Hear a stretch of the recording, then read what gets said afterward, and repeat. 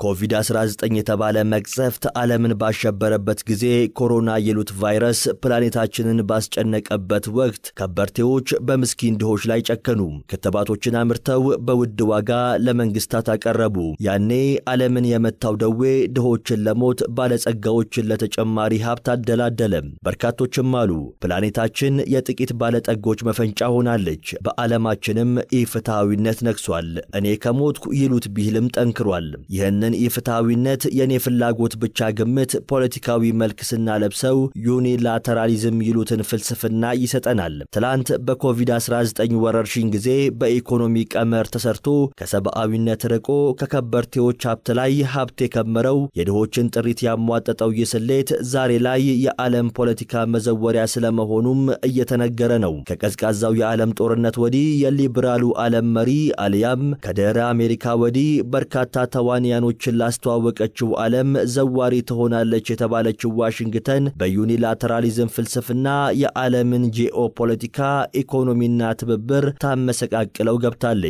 ይህንንም በሀገራት ላይ ታሪፎችን በመጣል የውጭ እርዳታዎችን በማቋረጥ አጋሮችን በመክፋት ከግሪንላንድ እስከ ፓናማ ካናል ያሉ ግዛቶችን ለመጠቅለል በመሞከር ማሳየቷን አሜሪካዊው የፖለቲካል ሳይንስ ጠበብት ሚካኤል ቤክሌይ በፎሬን አፌርስ ላይ ባሰፈረው ትንታኔ ያስረዳል። ፖለቲካንም የውጭ ግንኙነትንም በምጣኔ ሀብት አይን የሚመለከቱት ከፑቲን ጋር ያላቸውን ግንኙነት በኢኮኖሚ ቋንቋ በሚቀርባቸው የአካውንቲንግ አማርኛ ተርፍ ሲሉ የሚጠሩት የውጭ ፍላጎቶቻቸውን ለማስከበር ዲፕሎማሲን ሳይሆን የኢኮኖሚ አለንጋቸውን የሚዘረጉት ከበርቴው ትራምፕና ሀገራቸው አሜሪካ ደግሞ የዚህ ፍልስፍና ባቡር ዘዋሪ ናቸው ይላል። ዝቅ ብሎም ይጠይቃል። ባለጠጎች እንዲህ ዓለምን ሊገዙ መንግስታትም ለከበርቴዎች ሊገዙ እንዴት ተቻላቸው? ለተቀረው ዓለምስ ምን ይዞ ይመጣል? ለዚህ ጥያቄ መልስ ለማፈላለግ አሜሪካ በዓለም ጂኦፖለቲካ ላይ አዛዥ ናዛዥ የሚያደርጋት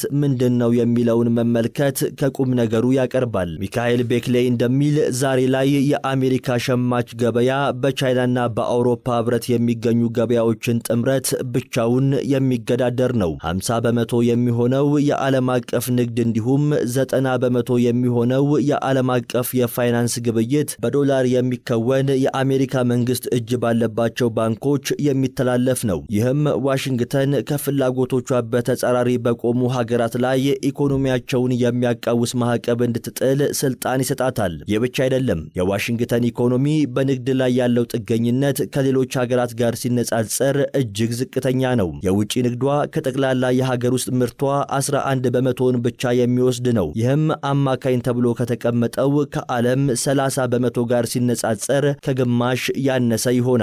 ስለዚህ ዋሽንግተን የምትጥላቸው ታሪፎች በሌሎች ሀገራት ላይ የሚያሳድረውን ተጽዕኖ ያክል በግብረ መልስ የሚጠሉባት ታሪፎች ኢኮኖሚዋ ላይ የከፋ ጉዳት አያደርሱም። በወታደራዊ ኃይልን ብንመለከት አሜሪካ ከባህር ዳርቻዋ በሺዎች የሚቆጠሩ ኪሎሜትሮችን ርቃ ትላልቅ ጦርነቶችን ልትዋጋ የምትችልበት አቅም አላት። ከዓለም ህዝብ 1/5 የሚሆነው ከዓለም ኢኮኖሚ ደግሞ 1/3ኛውን የሚይዙ ወደ 70 የሚጠጉ ሀገራት በተለያዩ ወታደራዊ ስምምነቶች ደህንነታቸውን በፔንታጎን ላይ የመሰረቱ ናቸው። ከድንበሮቻቸው ተሻግረው የጦር ሰራዊቶቻቸውን ለማንቀሳቀስ ጭምር የአሜሪካን መረጃና ሎጂስቲክ ይፈልጋሉ።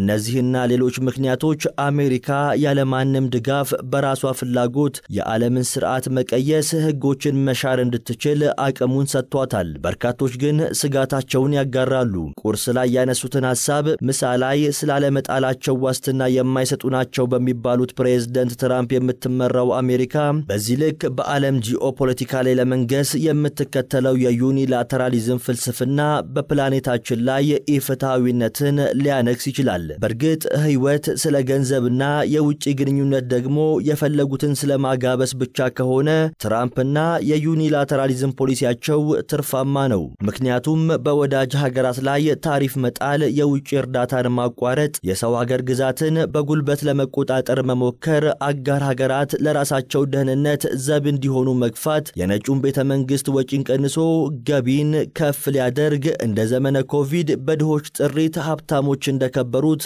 አሜሪካም ይህንን አጋጣሚ ተጠቅማ ከዚህም በላይ ልትከብር ትችላለች። በዓለም ያለው የዜጎች የሀብት ልዩነት መበርታት ለማያስጨንቃቸው ቢሊዮነር የነጩ ቤተ መንግስት ተዋንያንም ይህ እንደ ስኬት ሊቆጠርላቸው ይችላል። በዚያው ልክ በዓለም ጂኦፖለቲካ ላይ ግን የአውሮፓውያኑን የ1930 መከፋፈል ሊያመጣ እንደሚችል ሚካኤል ቤክሌይ በሐተታው ይዳስሳል። የአሜሪካ የግለኝነት ውሳኔ የዓለምን ሰላም ለትውልድ ያጸናውን የዓለም ስርዓት ሊሸረሽርና ሊንድም ይችላል። በሀገራት መካከል የነበረውን ጥምረት ፈቶ ሊያፎካክር፣ ተፎካካሪዎችን ደግሞ ወደ ግጭት ሊከት ይችላል።